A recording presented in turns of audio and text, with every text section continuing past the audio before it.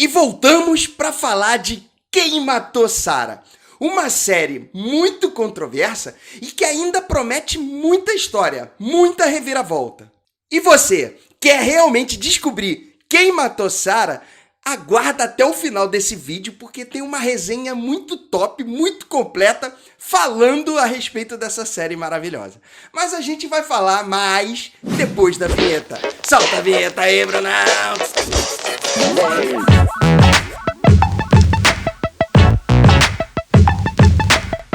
Fala, meus amigos do canal Séries em Série! Eu sou o Vinícius Saboia e hoje a gente volta para falar de Quem Matou Sarah. Então, já vai deixando aqui o seu like nesse vídeo e se inscreve aqui no Séries em Série para você ficar por dentro de dicas maravilhosas de séries e filmes para você colocar na sua lista. Você não vai ficar de fora dessa, né?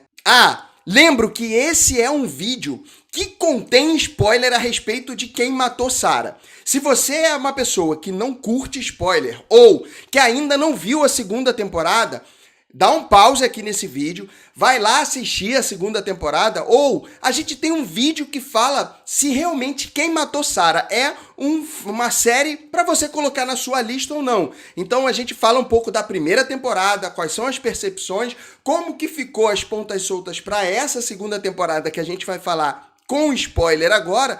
Então vai lá, assiste esse vídeo, assiste a segunda temporada, a primeira e segunda temporada de Sarah, e aí depois você vem para esse vídeo pra gente resenhar bastante coisa aqui. Mas vamos lá agora falar de segunda temporada. Vamos começar falando da história de Quem Matou Sarah. Eu achei que nessa segunda temporada a história ficou mais arrumada dentro de Quem Matou Sarah. Sim, a série tem diversas falhas que a gente vai comentar aqui a respeito da história, até da história em si, mas que ela ficou melhor arrumada para essa segunda temporada do que foi na primeira, ficou melhor arrumada. Sim, ela teve algumas enrolações ainda nessa segunda temporada, que também teve na primeira, mas eu achei que a primeira ainda teve muita embromação.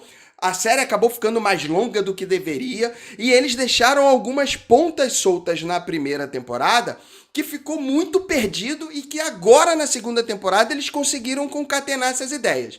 Então a história em si, o enredo é muito melhor desenhado para essa segunda temporada. Outro ponto que é muito difícil de se fazer são essas histórias em que tem as teias de aranha em relação aos crimes, onde você vai deixando pistas em determinados momentos no andamento da série para que isso prenda um pouco a atenção do telespectador. O telespectador está esperando entender o que vai acontecer. Só que a história vai te soltando isso aos poucos. E quando isso é bem feito, você acaba ficando preso dentro dessa história, querendo entender o que vai acontecer. A história, volta a falar, tem algumas falhas, principalmente na continuidade de algumas cenas, principalmente em relação a alguns pontos ali, a própria embromação que ainda tem. Claro, é uma série mexicana, e séries mexicanas a gente sabe que tem bastante embromação, mas a história em si está mais arrumada aí, e quando faz isso de forma bem feita, acaba deixando a gente curioso do que vai acontecer daqui para frente. Outro ponto que explica um pouco melhor isso que eu acabei de dizer, que deixa essa história um pouco mais arrumada, foi o uso de mais flashbacks explicando o que aconteceu lá no passado para chegar nesse presente com esse andamento do enredo ou da trama. Então essas explicações lá do passado acabaram dando uma sequência bacana nessa história, fazendo com que você entendesse melhor esse andamento. Então isso acabou ajudando dentro do enredo, dentro da trama, para que a gente não se perdesse e, inclusive, com as pistas sendo lançadas aos poucos e com bastante reviravolta em relação a quem pode ser o grande assassino daquela história, faz com que você se prenda dentro desse enredo. E isso, o flashback, que foi melhor utilizado nessa segunda temporada, ajudou mais em relação a essa trama, a essa história. E já que a gente falou de algumas falhas de continuidade, a gente vai falar um pouquinho agora da produção de Quem Matou Sarah. E eu vou te falar que, falando de produção, aí tem falha adoidado. principalmente na continuidade dessas cenas. E eu vou te falar que em alguns momentos essa produção beira ao amadorismo. Isso já estava inclusive me incomodando em vários momentos. Eu vou usar aqui, por exemplo, a cena da Sarah fugindo lá do Abel em relação... Ela estava usando uma câmera que acabou ficando filmando ali e a câmera cai no chão no momento em que o Abel tenta invadir e ela tenta se desvencilhar dele ali. Só que ela foge do segundo andar para o primeiro andar da casa, para o lado de fora da casa, e como que essa câmera continuou filmando eles? Então, o Alex pega essa filmagem, que ela deixa ali para o futuro essa filmagem, e acaba que isso... Ele fala, então o Abel correu atrás e o César matou o Abel. Mas, cara, isso não estava filmado. Como que ele viu isso numa filmagem que uma filmagem de uma câmera caída no chão do lado de fora? Uma confusão danada nessa cena. Outra cena que ficou também realmente com muita falha de continuidade foi a cena em que o César tá brigando com o Sérgio ali para tentar salvar a Elisa do sequestro em si. E durante esse momento ele fala pro Alex, foge com a Elisa enquanto eu tô aqui atirando, trocando tiro com o bandido aqui. E aí nesse momento que ele sai com a Elisa, o momento exato em que ele sai com a Elisa, o César persegue o Sérgio, atira no Sérgio, pega o Sérgio, pendura na árvore, faz um monte de coisa ali naquele momento e aí aparece ele do lado da filha depois de muito tempo e o tempo deles curto. Sabe, os tempos não se falam e isso acaba gerando uma falha muito grotesca de produção, de continuidade de cenas, né? Agora, a cena mais catastrófica de todas é a cena da Elisa colocando fogo dentro da empresa do pai.